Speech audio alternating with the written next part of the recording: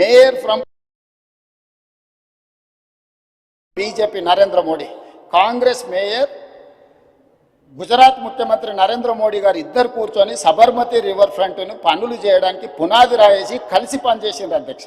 సిద్ధాంతపరంగా కాంగ్రెస్కు బీజేపీకి పొంతన లేదు, కానీ అహ్మదాబాద్ మేయర్ కాంగ్రెస్ ఉండి ముఖ్యమంత్రి నరేంద్ర మోడీ గారు ఉన్నప్పుడు వాళ్ళిద్దరు కలిసి ఆ పని మొదలుపెట్టి ఈరోజు బాగుంది. నిన్నగాక మొన్న మా శ్రీహరి గారు మంత్రి గారు వెళ్ళి చూసి వచ్చారు. చామల కిరణ్ రెడ్డి ఎంపీ గారు నల్గొండ నుంచి బీర్ల ఐలయ్య గారు వీళ్ళందరూ పోయి చూసి వచ్చారు. అంతకంటే ముందు సిటీలో ఉండే మేయర్తో పాటు కార్పొరేటర్స్ని అందరినీ నేను అక్కడికి పంపించిన, కొంతమంది మిత్రులను విదేశాలకు పంపించిన ఎమ్మెల్యేలను, మీకు సౌత్ కొరియా పోయి చూసిరా పోండి అండి. సో ఈరోజు నేను అనేది ఏంది అధ్యక్ష అంటే, హైదరాబాద్లో మూసీ నది ప్రక్షాళన చేస్తామంటే ఎందుకు ఇది రాజకీయ రంగు పులుముకుంటుంది? ఎంఆర్డీసీఎల్ నేను మొదలు పెట్టలే అధ్యక్ష.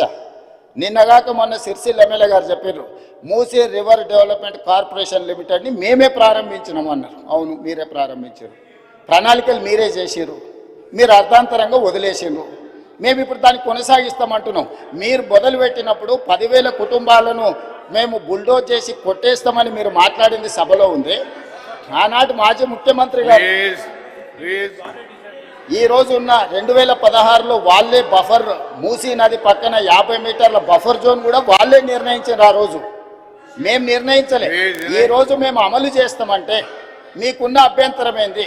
ప్రభుత్వం అధికారికంగా కార్యక్రమాన్ని ఏర్పాటు చేసింది. అయ్యా, దీన్ని ముందు కొనసాగించడానికి ఏం చేయాలో మీకు సలహాలు సూచనలు ఇవ్వండి, ప్రభుత్వం ఆమోదిస్తుందని. సలహాలు సూచనలు ఇవ్వడానికి రాలేదు. ఆన్లైన్లో పెట్టినాము. ఆన్లైన్లో పెట్టినప్పుడు దాన్ని చూసి ఏం సలహాలు ఇస్తారో ఇవ్వండి. ఆపాలనే ఆలోచన తప్ప మీరు ఏ సూచన అయినా చేయండి.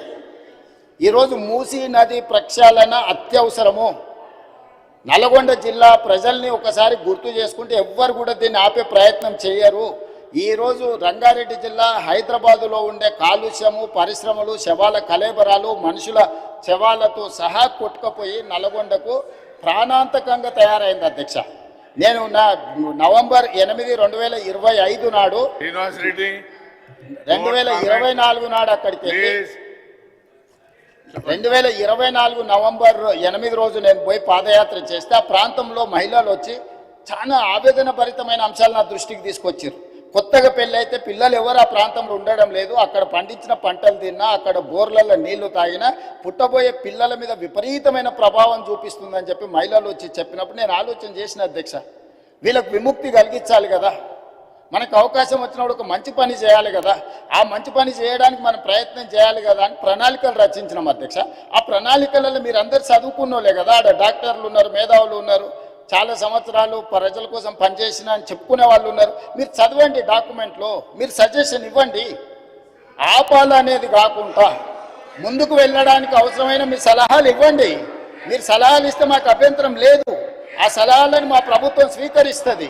అంతే తప్ప మేము చెయ్యలేము, మేము ఆపేస్తామనే విధానము ఎవరికి మంచిది కాదు.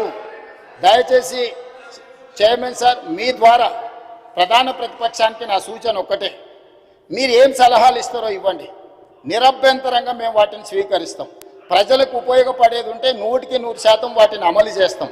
మీరు ప్రాజెక్టును ఆపాలన్న ఆలోచన నుంచి బయటకు వచ్చి రాజకీయ ప్రయోజనము, రాజకీయ కక్షని పక్కన పెట్టేసి మీరు ముందుకొచ్చి ఏమైనా సూచన చేయండి. ఈ ప్రభుత్వం ఓపెన్ మైండ్తో